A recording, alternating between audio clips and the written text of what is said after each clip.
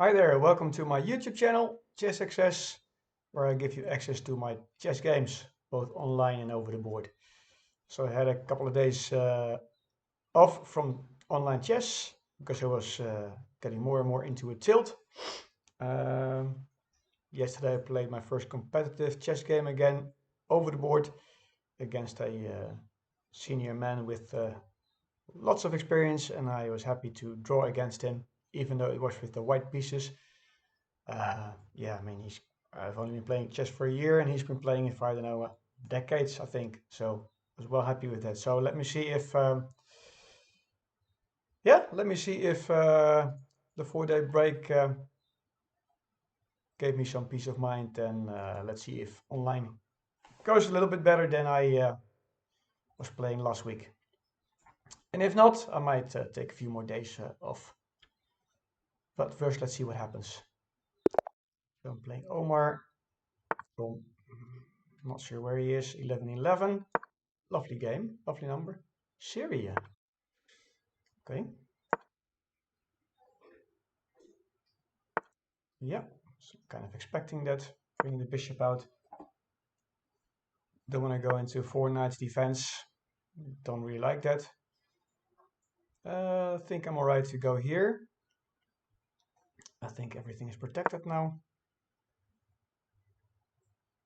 I know there might be some tricky lines here. Okay, if he wants to swap off his bishop and knight for a rook and a pawn, I'm happy with that. That apparently is a good trade. Mind you, I might bring in the queen now, and then I'm not so sure what to do.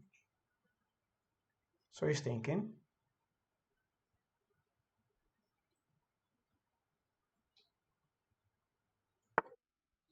Yeah, so I'm not so sure what to do with this, to be honest. I might get rid of the knight, obviously, firstly, but then he might sacrifice. I take, he takes, and then he might come in with his knight, and it could become a little bit messy, I think. So what do we do about this? I could go here with my other knight to put pressure on him. I mean, um, if he takes then with the check, I take. I don't need to take straight away, and I can take the queen first.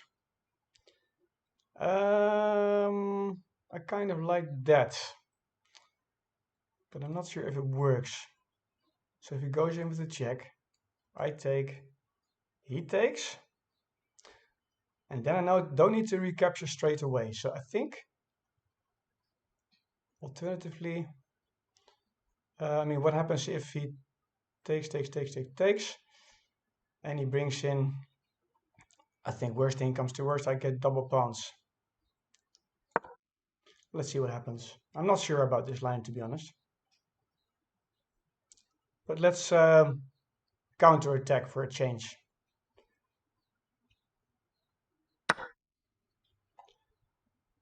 Okay, this is a bit awkward. Is he just... What? Is this like a trick? Am I getting into a trap? What if I take with the queen? He checks. I mean, this can't be wrong. This can't be wrong, can it?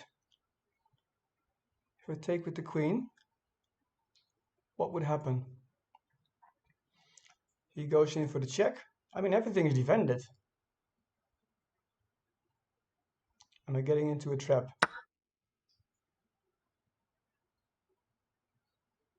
I'm nervous. I'm really nervous. What's going on? As far as I can see, this is a blunder. I mean, now I can even go in with a fork. Nothing is protecting it. I think he made a mistake. If I can keep this together, it'd be a very welcome start of chess after a few days break. Wouldn't be surprised if he resigns. because now he's down. Yes. Okay. Well, wonderful start. I must say. Okay, he wants a rematch. I don't want a rematch because I'm gonna stick to one game today, and I want to analyze this game with you guys. Even though I don't think there's a lot to. Let me think. Yeah, we're all right. Just checking the settings and stuff. I don't think there's too much to analyze, but I played with 95.3% accuracy, but hey, what can you do? It was only like a couple of moves. And my opponent was 66. So yeah, I must say I was really nervous after 4 days of not playing chess online competitive. I've done this before after a tilt, and the first game is always a bit nerve-wracking because, oh, back again. Am I going to actually still make mistakes and stuff? So I'm happy to be given the win this easily. And as said before, I'm just going to stop right now because the first game after tilt, it's good to just stick to one game and take it easy for the rest of the day and play again tomorrow. So this is what happens. E pawn, knight out, bishop out, bishop out. You can bring your knight out for defense in going into like something which is called apparently like the Trexler defense or something, or attack even. Like where you have your knight here rather than your bishop, and then you, yeah, you end up bringing out your bishop when his knight is here, and you go for like the counterattack. But it's way too complicated for me, especially after 4 days not playing chess online competitively. I thought just take it easy. This line I know. I know that it's good to trade a rook and a pawn for a knight and a bishop. It's 6 points, both, but specifically in the middle game, um, being down one rook versus two pieces is very beneficial. If it gets to an end game, maybe it changes. But I did consider him coming out. Uh, yeah, so I'm not quite sure what happened here. I mean, why did he go for here? Did he not see it had two defenders? Did he mouse slip? I don't know, but I was scared to be honest. I was like, oh boy, am I getting tricked into like some kind of awkward checkmate? Because I know there are some checkmates with just a bishop and a knight, but obviously, like seeing that if I retake, I have three defenders on this pawn. So I was guessing this was good. I knew he was gonna have to defend this by bringing out the pawn, but by doing so, he's given up a rook and he resigned. So yeah, okay, that's fair enough. So short game today. Hope you liked it.